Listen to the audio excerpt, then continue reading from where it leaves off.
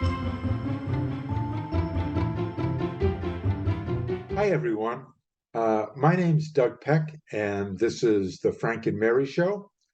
I usually have a co-host here with me, Arthur Bergeron, who is an elder law attorney with Myrick and O'Connell down the street in Westborough. He's not with us today, uh, but I have as our guest Julie McMurray. She's a senior manager with the Alzheimer's Association. This is Alzheimer's Awareness Month, and which is one reason I wanted Julie to come talk a little bit about what's going on in the association and some of the things that you should be aware of when it comes to Alzheimer's and other dementia. So, Julie, welcome to the show. I'm glad you're here. We try to have people on the show that will provide information to the residents of Southborough who do, for the most part, want to, age in place at home. So this is not a show about legal stuff, but it's about all the other necessary things you do need to know. And I think this is an important piece of that because as we get older, a lot of people do worry about forgetting things, dementia, and things like that. Particularly now, since out of COVID, we've seen sort of people getting a little bit more anxious about things like that. So, tell us a little bit about the Alzheimer's Association. Well, thank you so much, Doug, for inviting me here today. As you mentioned, my name is Julie McMurray, and I am the Senior Manager for the Central Regional Office of the Alzheimer's Association. My office is based in Worcester, but I am part of the Massachusetts, New Hampshire chapter of the Alzheimer's Association, with our main office being in Waltham. And then we are part of the National Alzheimer's Association with chapters in every single state. Our vision at the Alzheimer's Association is a world without Alzheimer's and all other dementia. And our mission is to eliminate Alzheimer's disease through the advancement of research and to enhance care and support for all affected and to reduce the risk of development of dementia through the promotion of brain health. Very good. So let's talk a little bit about what the Alzheimer's Association does for caregivers, because I know there's a lot of people out there for that, that are taking care of folks with dementia. And I do want to stress again, the Alzheimer's Association works with all forms of dementia, right? Not just Alzheimer's. So it's not exclusive to that. Right. And I think you bring up a good point, Doug, is that, we cover all the different dementias. It's just that Alzheimer's is the most common form of dementia. So sometimes I get the question, what's the difference between Alzheimer's and dementia? And I describe it as dementia is really that umbrella category. Dementia describes the symptoms. And there are many illnesses that cause those symptoms. Alzheimer's is the most common form of dementia. It's estimated about 60 to 80% of all the dementias are of the Alzheimer's type. But there's other types of dementia as well. Lewy body dementia, frontal temporal degeneration, Huntington's disease, vascular dementia. And so I think it's important to know that the dementias are all progressive, but they are also very different. And that's why when I work with families, I will often say, what type of dementia has your loved one been, diagnosed with? And that's why it's important to get a diagnosis. Right. Because if a doctor tells you or anybody tells you that you have dementia, they're really not giving you a diagnosis. You've got to go in for other tests so they know exactly what it is, because they're all treated differently. Absolutely. Right? I mean, there's some of them can be treated very successfully. And sometimes what looks like similar signs to dementia like a urinary tract infection can cause similar signs, can be treated, and it's not permanent. Right. So it's very important to get a very specific diagnosis. Yeah, and it can take time to get that diagnosis. Mhm. We don't want any physician to rush to label what's causing the memory impairment in that individual. And we hope that the individual will have a conversation with their primary care physician, and then the primary care physician will do at least start an evaluation, look at other medical issues, look at family history, do some blood work, because we Mhm. do know that there are some illnesses that are treatable that can mask those symptoms. And you brought up one, a urinary tract infection can cause somebody to be more confused. And then once they do that initial evaluation, we hope that they refer to a neurologist or a neuropsychologist to further the diagnostic evaluation, because as you mentioned, early detection is so important. Treatments that are available right now and that are FDA approved show more benefit Mhm. early in the disease process than later. And so we often will promote the importance of early detection for early treatment. Mhm. And I think we're very fortunate to be in this part of the country because there are uh, the the Massachusetts and New Hampshire chapter of the association is really an outstanding, very active chapter Yes. with a lot of resources. But also, there are a lot of neurologists around here, and not a lot of neuropsychologists Mhm. in even out in this area. So you have access to these folks, where in a lot of parts of the country you do not. Right. So there's many memory centers out here that can really help you decide where to go. Absolutely. And if you have any, questions or are concerned about your memory or a loved one's memory, you can call our 24-hour, 7-day-a-week helpline and Mhm. talk to a master's level clinician. And that helpline is available all day, every day, 2 in the morning, 2 in the afternoon. And we will really help answer questions that you may have, help to navigate some of the community resources. And really, the helpline is that gateway to accessing all of the available resources. And some people are looking for where to go to maybe get a Mhm. diagnosis or an evaluation, and we can point them into the right direction. Mhm. And I should say everything that the Alzheimer's Association does is free. You Yes. can call anytime. They're never going to try to sell you anything. It really is a free, and it's a wonderful, wonderful resource. But it's important to uh, understand what's going on with you or with your loved one early. Unfortunately, I think it's still a lot like cancer was, 20 or 30 years ago. No one at that time wanted to hear a cancer diagnosis. But today there's many things that can be done and addressed. And uh, it might be a hard one to swallow, but it's one you need to step into as soon as you can, I Right. think, because there's a lot that can be people can really help a lot. Right. Yeah, and you mentioned the word, stigma, and unfortunately, there is still a stigma around Alzheimer's, and there really shouldn't be. We know that Hmm. there are 6 million Americans living with, Alzheimer's or some form of dementia, which is pretty staggering. Hmm.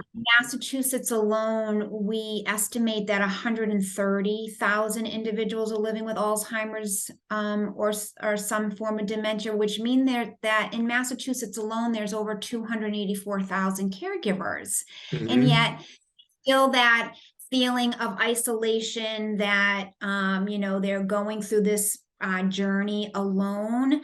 And there really shouldn't be. We do need to talk about it, because as you mentioned, there are resources, there are treatments that help to address some of the symptoms related to Alzheimer's disease, and those treatments are more effective earlier in the disease process. Mhm. And you also do a lot of support groups, is that correct? The Alzheimer's Association? Yes, so across the United States, we have many support groups. We rely on our trained support group facilitators to offer support groups in their community. And certainly at the beginning of the pandemic in March of 2020, we pivoted. And everything we did in person, we pivoted to a virtual, support group. Mhm. And now we are back in the community. We have support groups in communities throughout our chapter, Massachusetts and New Hampshire, but we also have those virtual support groups because they have been beneficial for individuals that maybe couldn't leave their loved one Mhm. alone. And so a virtual support group has been wonderful for them to connect with other caregivers. So we have a variety of support groups. We have them for caregivers. We have them for male caregivers. We have support groups for individuals that identify as LGBTQ caregivers. We have people living in the early stage support groups, as well as individuals living with young onset Alzheimer's. So again, by calling that helpline, we can connect people to a support group in their area. And support groups are vital for Yes, caregivers to know that they're not alone. right. And I know and with the Marlborough Senior Center and a colleague of mine, we run a memory cafe once a month at the Lost Shoe Brewery and Roaster in Marlborough. But I know Hopkinton has one, Holliston has one, Sudbury is starting one, and they are places to go with the person uh, that you're supporting, and it's a great social, time out where everybody is, experiencing the same thing. And what I've seen is that it's still a sort of a very informal support group. You get to meet people and other caregivers who are going through really the same thing you are. And it's a good way just to build a new social network that is just so important when you're going through this. So I would encourage everyone, if that's what you're doing, is to call your local senior center. They will know of the memory cafes that are around and when they are, and go. They are also a free resource. No one is ever going to ask you money for that. Sometimes they provide lunch. We provide coffee and pastries, and I know many do the same thing. And it's really a nice time out in a way where you can enjoy some music and other things as well. They do a variety of different things at the Memory Cafe. So that's been great. It's really started back up again after the pandemic. Um, and it's just they've just blossomed. Shrewsbury does a couple of them, as a matter of fact. So there's plenty around here for you to go to, and just because you live in Southborough, you can go to any of them. It doesn't make any difference. And as you mentioned, Doug, that the socialization and that engagement with other Mhm. people is so important, not only for the individual that is living with Alzheimer's or Right. some other form of dementia, but also the caregiver to connect, Yes. with other people as well. So I think memory cafes serve an important role in our communities. Mhm. And I want to mention just one other thing about the helpline. And you offer some really private consultations as well, right? That have to be scheduled, but still they're really in depth. If you can talk a little bit about those. Absolutely. So again, as I mentioned, the helpline really is the gateway to accessing all of the programs and services that are available through the Alzheimer's Association. And one of the things that we developed,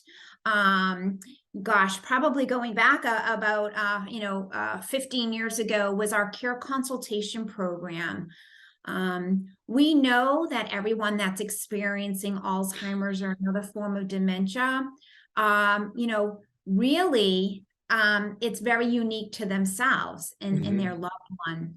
And so they may have very specific challenges or questions. And so our care consultation program really is an in-depth assessment where we can meet with a family in one of our offices, or via the phone or on a virtual conference, and we listen to their story, and we gather information, and then we help to address specific issues that they might be having right now, but also what to prepare for down the road. So all of our care consultants are master's level clinicians. It is a free service, and it's very personalized to that situation. And if you've met one person with Alzheimer's, you've truly met one person with Alzheimer's. And families can have a care consultation. They could schedule one, but then also maybe have another one 6 months down the road, because, with any form of dementia, it's progressive. And so things change. And so we really believe that the care consultation program can be very beneficial to families that are caring for a loved one with Alzheimer's or another form of dementia, and really help them navigate the resources and some of the challenges that come along with diagnosis, like effective communication strategies and understanding where behaviors are coming from. And so we really try to help kind of problem solve as well. Yeah, I found it to be very hands-on. That can give you some very good advice that you can use right away.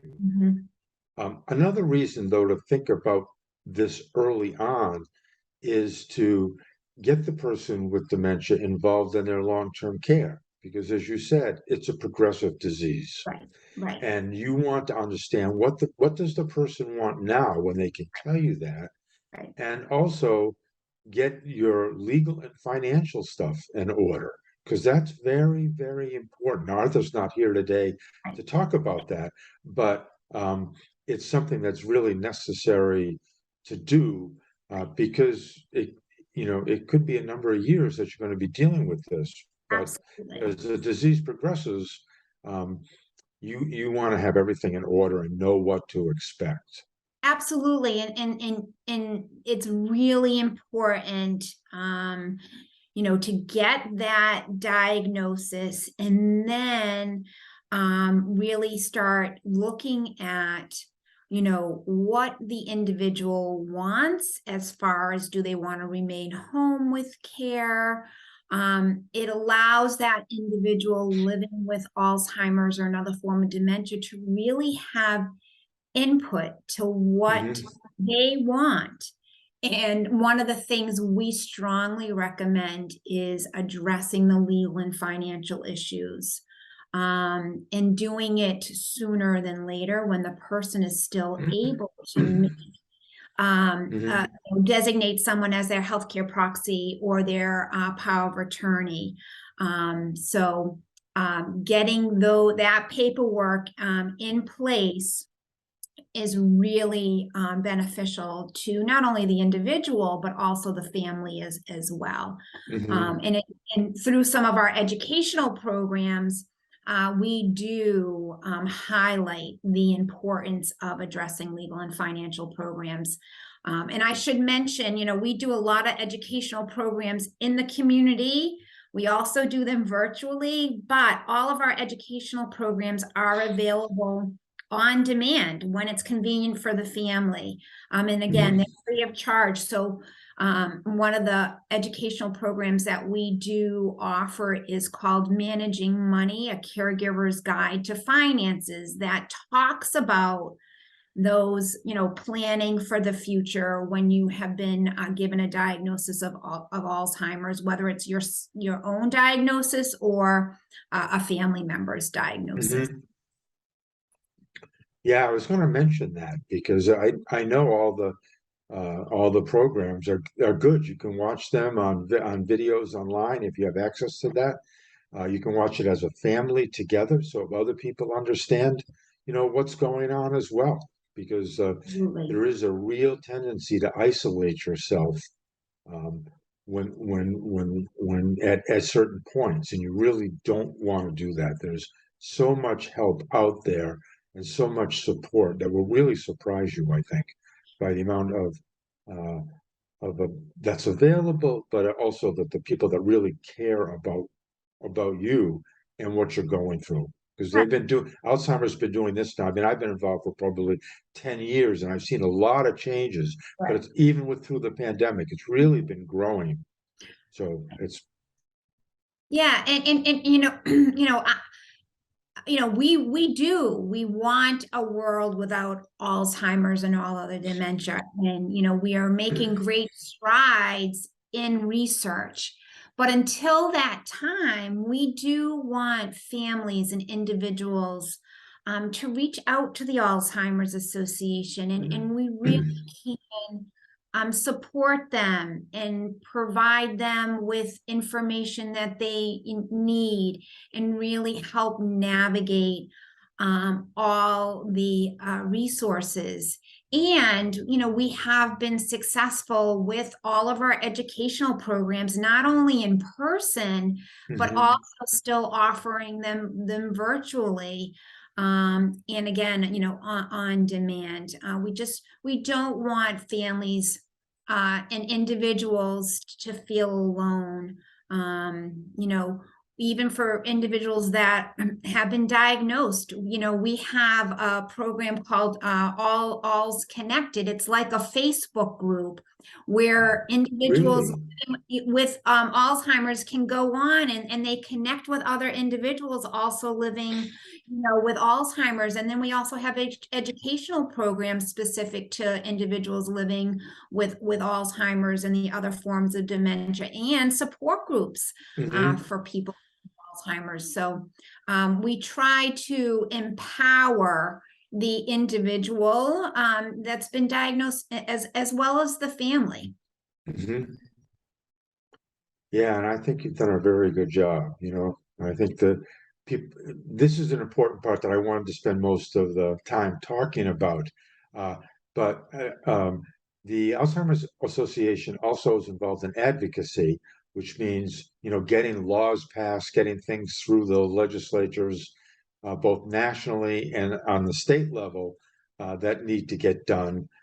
As well as the research. You fund a lot of different researchers around the world, and including a lot of those close to home at BU, BC. I don't know about BC, but I know at BU and all through a lot of the hospitals. Yeah, so right now, we're probably the largest convener of research worldwide. We have an Alzheimer's Association International Conference where thousands of people come together and they researchers talk about what they're doing. And yes, there's a lot going on here in the United States, but this is a global illness, right? There's also research being done, across the world. And so we convene every year to talk about progress that's been made. And so right now, the Alzheimer's Association is involved in over 950 projects worldwide in 48 countries. and 6 continents. So, we are really involved, as well as we are the largest nonprofit where that funds research. And so we have funded over $310 million Wow. of research. And some of when I first entered this field 30 years ago, I've been with the Alzheimer's Association for 20 years. Some of the things that we can say about things you can do to reduce your risk, we couldn't say 10 years ago, but research has been very progressive. And we have learned a lot about, the difference, if you take care of your heart, you're taking care of your brain, the benefits of lifestyle, and decisions, and how lifestyle can benefit your brain, and making healthy choices about exercise and nutrition. So, we are very hopeful that we will have a cure or a means of prevention. And the last thing I want to mention, because we're running out of time, is there are trials around that people can actually join, right? Absolutely. Where they can get some really excellent care and advice, and actually sometimes even get paid for it, or at least reimbursed for some of their travel time as well. Yes, so we have a program for the Alzheimer's Association called Trial Match. It is a matching program. There is a link to our website, and I will provide that information. But by filling out a questionnaire online, it really only allows us at the Alzheimer's Association to reach out to you to find out if if you're interested in research and finding out about research trials in your area. But really, money is important when we talk about research, but we also need people to participate in research, right? And we need healthy individuals. We also need individuals that are living in the early stages of Alzheimer's to participate. But some of the clinical trials are drug-based, but also lifestyle based as well. We're involved with the United States Pointer Study. There's a site down in Providence, Rhode Island, and that's looking at lifestyle strategies to reduce your risk. So there's a lot of studies being done, and Trial Match is a great way to get connected to a clinical trial in your area. And so I can provide information on that. Okay, good. Well, thank you. I think we're running out. This has been a great time. I think hopefully you've learned a lot about what's going on at the Alzheimer's Association, but more importantly, what the support that you can get through them, which is so necessary as you start on this journey, or if you're in the midst of this journey. So please reach out. We'll have plenty of information at the end of this as well. So thank you for listening. We'll be back next month. Hopefully Arthur will be with us then. But thank you, Julie. This has been really, really very helpful. Thank you so much, Doug, for this opportunity. I really appreciate it. Happy Thanksgiving, everyone. Thank you. Same for me.